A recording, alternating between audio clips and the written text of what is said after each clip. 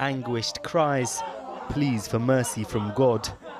An Israeli strike has just killed at least 11 Palestinians, many of the victims children. Whilst international efforts focus on averting a possible war with Iran, Israel's war in Gaza continues to take a devastating toll. They were just playing on the street and having fun, says this distraught man. The area was meant to be safe. Israel has withdrawn the bulk of its ground forces from Gaza, but it's continuing to launch what it describes as targeted strikes on Hamas. The country's leaders are still weighing up how to respond to this weekend's barrage of missiles fired by Iran. Prime Minister Netanyahu told new recruits today that threat and the threat from Hamas are one and the same. But it's Palestinians who are being killed. This, the aftermath of a strike in Rafah, where around half of Gaza's entire population is now living, and which Israel is threatening to invade next.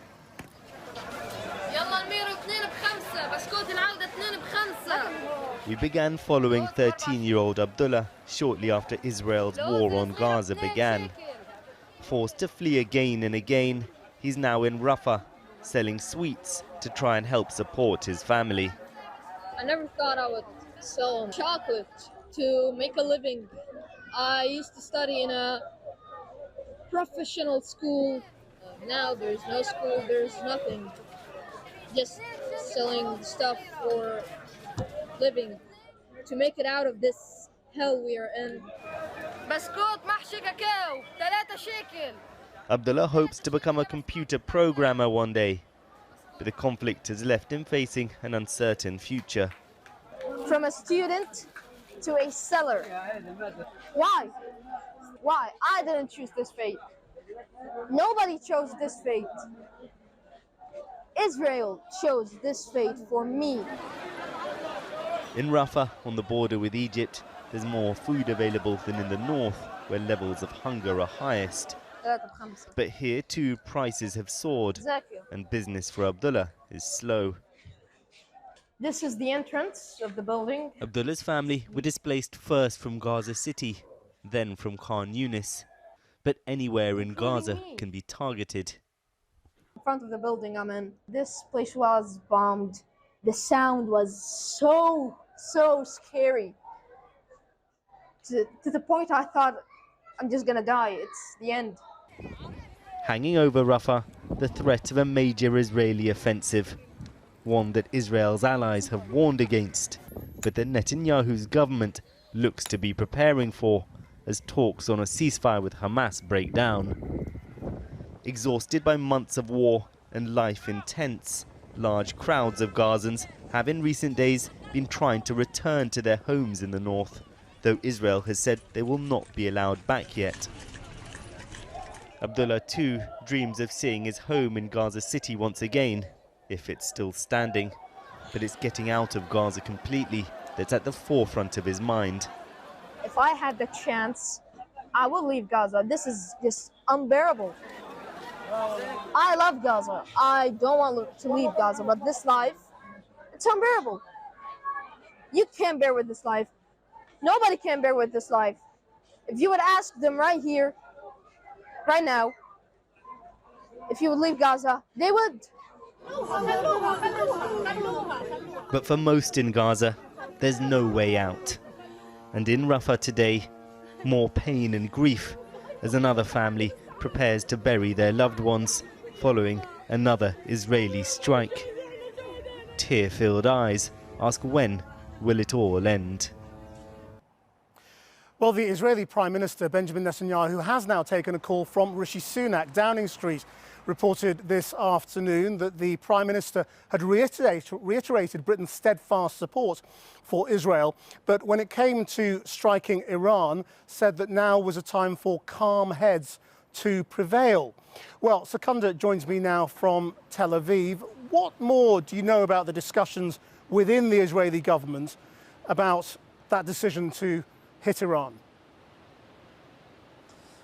Well, Chris, the Israeli War Cabinet has been meeting today for the third time in 3 days to discuss exactly what to do. Apparently, one key member, Benny Gantz, wanted to go ahead and strike directly against Iran over the weekend itself. But now there are reports that Israel is looking at targeting Iranian proxy forces in the region rather than the country itself, that Israel has reassured Arab countries in the region that the response will not place them in the firing line. So the mood music seems to suggest that there won't necessarily be a massive escalation, but this is certainly still a very dangerous moment. Israeli officials certainly do feel pressure to respond with quite some force, and there's still a real international focus on calling on Israel to act with restraint. David Cameron, the German foreign minister, are going to be visiting here as part of those efforts. One quick mention of another impact of the tensions with Iran. It's been reported that Israel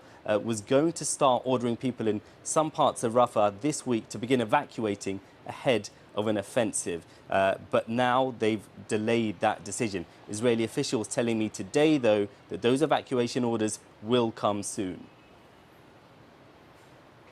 Seconder Kamani in Tel Aviv. Well, as politicians and the Israeli military work out their response, Israeli society also seems divided on how best to react to Saturday's missiles.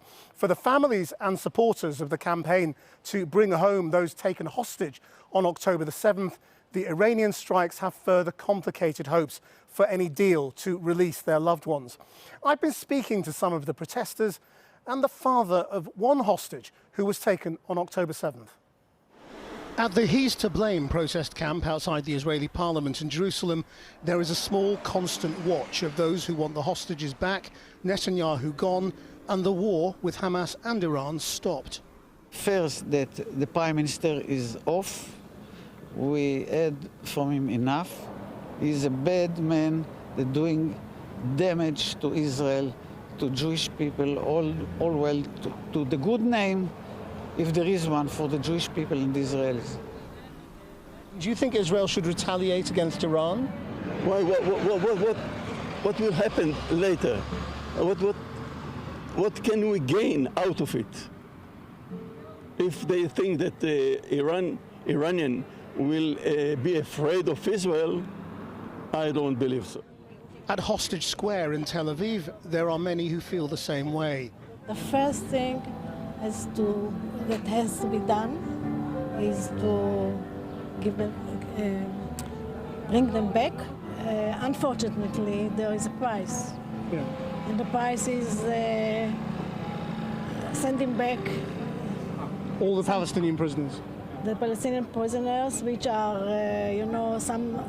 many of them with blood on their hands, but there is no other choice. But the hostage families are on the political left, the right and the fringes.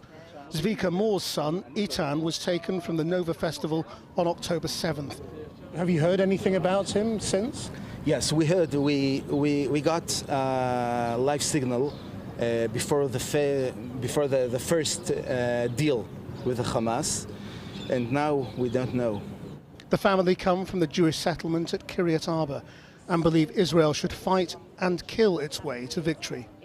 I think we have to do a great war, okay? We have to continue the war as it was in the first 3 months. And go into Rafah and continue the same way? Yes, of course. Of course, not only to save my son, but to save the state of Israel. They start the war, they have to pay. And I'm sorry, I don't want to kill kids, babies, women. I don't want, but I don't have a choice. I have to protect my nation, my state. And so if that means killing women and kids, then... Yeah, yes, of course, because we don't have another choice. But women and children are not in control of what's going on, Yes, of Hamas but or anything like there, that. but They're the ones who are suffering. But we have there our children, babies, okay, women, elders, okay? What would United Kingdom do in our situation? How important do you think it is to get the aid into them? I think that a war is between collective and collective. Now we are in a war, that they restarted, okay? So I have to let me my people, and you will get the aid. I think that we had to starve them, okay, until they will give us our people. Right now, the Israeli government's trying to decide what to do about Iran. Do you think they should hit back? They shoot at us because they want to kill us, okay? So they have to pay, not only for us, it's for you too. And do you think your son would agree with you? Yes, 100%, because I raised him, I educated him, I know exactly what my son is thinking. Well, earlier I spoke to the former Prime Minister of Israel, Ehud Barak. I began by asking him how Israel should respond to Iran's strikes. Mr. Barak, first of all, what should Netanyahu do about Iran? Should Israel hit back? Oh, Israel will find some way to hit back, but that's not the issue. It should be, Israel should equip itself with strategic patience. We should have no compelling imperative to immediately respond or to have it a very great volume. The essence of it that we are not interested in a regional war that will drag Iran into it and probably Hezbollah into it, and the Houthis and the Hamas in Gaza and the others in the West Bank are still all around, and the Hezbollah in Lebanon. That doesn't make sense for Israel. It's the wet dream of our enemies. So we should calculate very carefully, because we made mistakes in assessment of the enemy twice in this last year, in October 7 and once again in the 1st of April, when Israel hit this Iranian general in Damascus. So why do you think that was a mistake? No, I don't say that to kill him is a mistake. I said that to be unable to predict that it might cross certain lines that will coerce the Iranian leadership because of the humiliation, if not anything else, the arrogance that came out from here. But the fact that the Iranian response was such a magnitude, unprecedented kind of a missile attack on Israel, is something that has not been predicted. So we should not make the third mistake and calibrate a response that in timing and place and the way it's executed cause a regional war, because we don't have an history. It's a wet dream of our opponents. So we have to find a way to look at the wider picture, to see that the priorities are now the following. The hostages should be released. Gaza should be ended. A certain ceasefire should be achieved in order to enable calming down the friction in the north with the Hezbollah. And only then the time might have come to respond to the Iranians. It should not be ahead of everything. It should be at the right and proper time. And so the Gaza war should end now? The Gaza war should end now? Not now. I don't know if it's now. The focus should be on the deal. And the deal might need certain ceasefire, but if it needs certain ceasefire, a short one or medium-sized one, that's something that should be considered very seriously. Because the real priority, look, sometimes we hear from our own government that absolute victory just behind the corner. That's not true. It's a hollow slogans. If you think about Operation Rafah, it might take a month just to push out or pull out to some other alternative place about 1 million of refugees in Rafah. And then if I take as a precedent what happened in Khan Yunis, it might take 3, 4, 5 months to end the job in Rafah. So by then, some 5 or 6 months from now, we won't have a hostage anymore. Probably all of them will be only bodies that could be taken in coffins. So that's a priority. We have to do it. Then we have to end Gaza. And then we have to make sure that if a ceasefire emerges, it will enable us to calm down the north. And all these are ahead in terms of urgency of the response in Iran. Iran failed in such a dramatic manner in 2 days or 3 days ago that it's on itself, it gives a direction to them. I know that you want Netanyahu gone, but isn't the fact that everything you are saying is the opposite of what he is likely to do? He wants to finish the job in Gaza, he wants a war in the north with Hezbollah, and he wants to push the Iranians back. I want to end all of this. He wants probably to continue. I want to end all of this, and in a way that will give Israel the right, satisfying its objective. Our objective is basically to make sure Hamas cannot reign over Gaza and cannot threaten Israel from Gaza. But the right attitude to it is to join hands with the Americans. It was true 5 or 6 months ago, but it's true as well now.